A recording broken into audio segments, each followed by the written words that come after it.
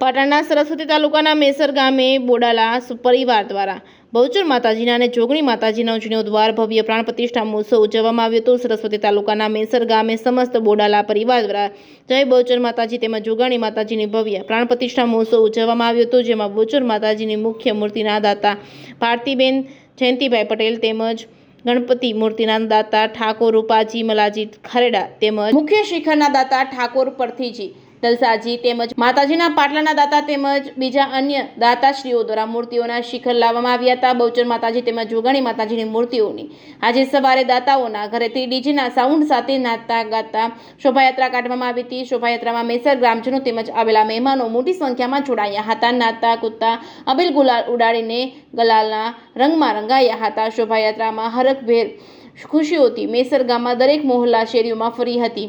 બપોરે 2 વાગ્યાના સમયે મંદિરે પહોંચી હતી। ત્યારબાદ દરેક ભક્તોએ માતાજીના પ્રસાદનો લાભ લીધો હતો। રાત્રિના ભજન સત્સંગનો કાર્યક્રમ રાખવામાં આવ્યો છે। જેકેએસ ન્યૂઝ ગુજરાતી સાથે પ્રવીણ પંચાલ, મેસર।